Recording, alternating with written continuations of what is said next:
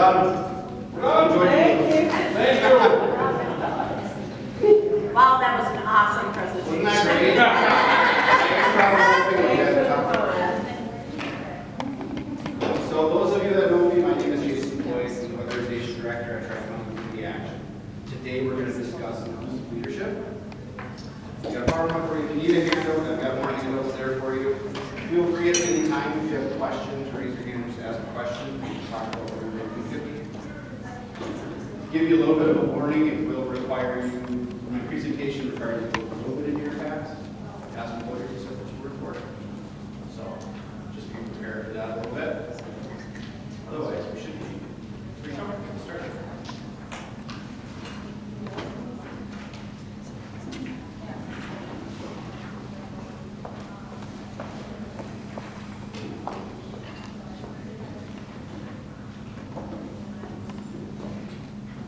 Okay. So first, the agenda here today. Today I will explore through the concept of inclusive leadership. Could you use the mic? I absolutely can. I don't know the words, but we can try. This work? Hello? Okay. If I get too loud, please let me know. Alright, so today's agenda, I will explore through the concept of inclusive leadership and how it can drive success for community action. We will cover the definition of inclusive leadership and 4 practical steps in which cultivate inclusivity. And then we'll have a Q&A at the end. So this is how I know Duluth. Okay, we come to Duluth a bunch of times over the last decade for different conferences, and typically I'm here in the wintertime, and this is what I get to see when I come to Duluth, right?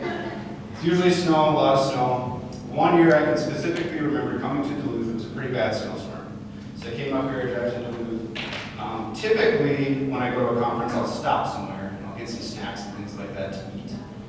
But this time I did, it was snowing pretty bad, so I drove up here back to my hotel room, and I got in my hotel room and I was hungry. So I'm like, well, what am I gonna do? It's snowing outside, I really don't wanna go back outside. The snow was, 6 inches deep on the sidewalk. So I did what any good person does, and I grabbed my phone, looked it up, seeing if somebody could deliver me pizza. Somewhere in my mind, I thought somebody would bring me pizza on a snowmobile, but it didn't happen. So I found a place, it was about 2 blocks from my hotel, and they were open for business, so I ordered a pizza. I ordered this pizza for delivery, paid about $20 for it online with ordering.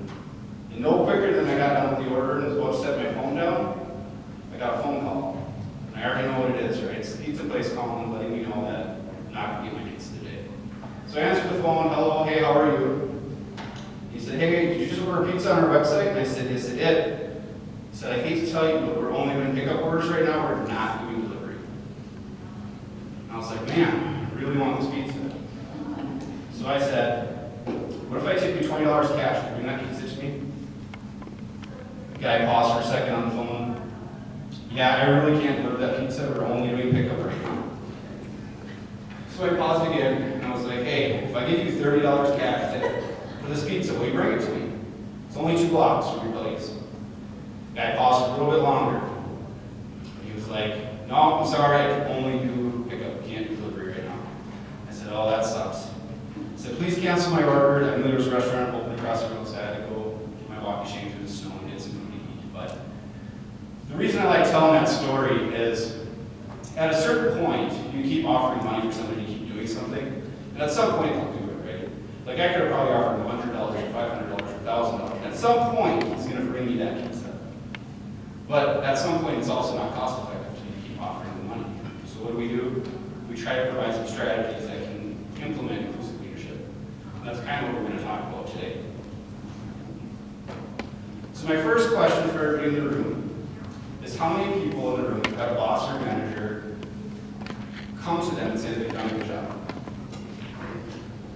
It's good. Now, how many people in the room have ever had a boss or manager never tell them they've done good? Right? This is past through all your past history. Maybe not the manager sitting next to you, but. And then how many people in the room have had more than one boss and never give you praise? Right? You have multiple employers, you probably have multiple bosses that did not give you praise. And then even worse, how many people in the room have had a leader give them negative reinforcement? They came to them with just negative, put a lot of work into something, and the response from your supervisor was not very positive. Right?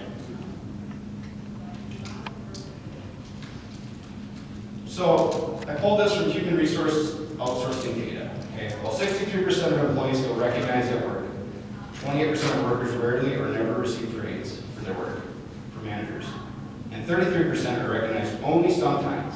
That means a combined 61% of the workforce are not regularly recognized by their supervisors or feels that we're appreciated. When you look around the room, you see all the hands raised done. Did I get praise at a previous employer? Not always. Right? It's not always happening. And do we want to have 61% of the people out there not feeling like they're part of the team? It's not a team that I want to have. It's where people are just not included. It doesn't help people. It makes them want to jump jobs. It doesn't make them want to stick around. Okay?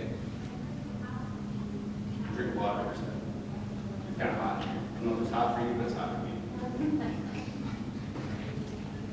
Especially since I decided to put a suit shirt on. Just stuck with a t-shirt and shorts. Maybe wine. Okay, so this leads me into my second story. So I started out as an HVAC technician. I graduated school, I went and I serviced furnaces and air conditioners. That was what my job was. Got signed up for an employer, I worked for them directly. And they had a contract through a utility company where I would go and I would fix furnaces and air conditioners. That was my job. I'd fix like 10 of them a day. Did that for about a year. My employer lost that contract. And then he had to find something for me to do. Okay. So what he did is he put me on his install team. And I said, that's fine. I said, I've never really done install. I've only serviced them. I said, it's going to take me a little bit. One day I showed up to work. And he says, Jason, you're going to install this air conditioner today. I said, okay.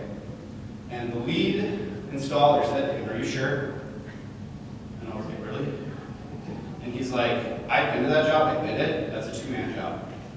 And the boss still said, nope, Jason's gonna go and he's gonna install the air conditioner today.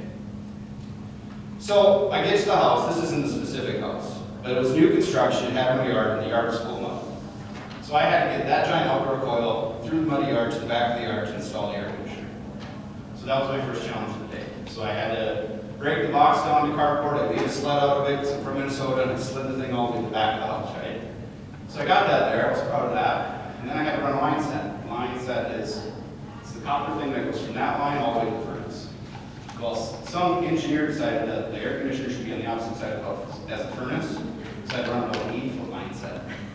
So if you don't know anything about line sets, they only come 50 foot. So you have to splice together two line sets together to make it work.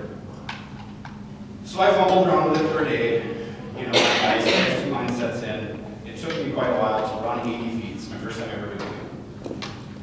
And about the end of the day, it had been about 8 hours. And I accomplished installing this air conditioner. I took the time, I put it all out nice, looked real good. And then as I'm loading up my work truck and I'm getting ready to leave for the day, my supervisor comes in. He pulls up into the front yard. Hey Jason, how's it going? I said, it's going good. The air conditioner's working and client should be happy, right? Customer should be happy. He said, okay, let's go take a look at it. So we went out and took a look at the outside unit. He said, okay. We come inside, we look at the inside unit, look at the line set and everything. And I said, well, what do you think? He said, it's okay. I don't think it's 8 hours worth of work okay, but it's okay. And that, at that moment, that hit me pretty hard because I was like, I put a lot of time, a lot of effort into trying to make sure that the system's going to work correctly. And that's going to look nice for the customer, right? They just built a brand new house, they're putting them in a very expensive system, they want it to look nice. So that was a negative reinforcement story that happened in my life. Okay. So why inclusive leadership is a challenge? Okay. First, we're going to have cultural and personal biases. Everyone in the room has got a different lived experience. We all have different work experiences. We all see the world differently, right? As a leader, you're going to have to try to embrace those cultural and personal biases that everybody has. Second, you cannot be resistant to change. Okay? You don't want to get into a situation where, you know, people are coming to great ideas and you're turning them all down. And you're saying, no, we can't do that. We've done that in the past, it doesn't work. Right? So what that's going to do is it's going to stifle innovation and your team's not going to feel included. Right? The third thing that's hard about inclusive leadership is balancing diverse perspectives. So like I said, everybody's got a personal life lived experience. Everybody's done something different. Everybody was taught something different. Everybody's raised different.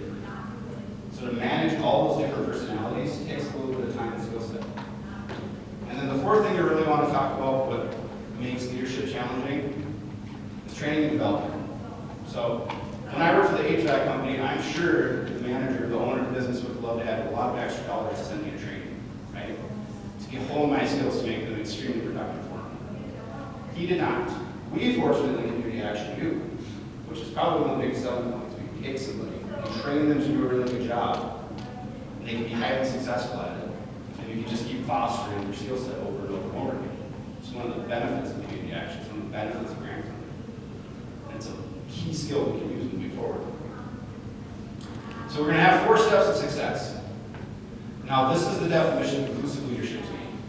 Inclusive leadership involves actively seeking out and valuing diverse perspectives, fostering an environment where all team members feel respected and heard. Everybody should feel respected. Everybody should feel heard. It's an important part of a team. Right? Play a lot of sports. We want everybody on the team working together. We don't want just one person thinking they can handle it all. It's not going to work. We do this through praise, accountability, decision-making, solution-oriented thinking, and then I'll review a toolkit that I developed during my final class. So praise and why it's important. Can anybody tell me why they think praise is important? Anybody? Nobody? Increases motivation. Increases motivation. See? You can read the screen. Works great. It increases motivation.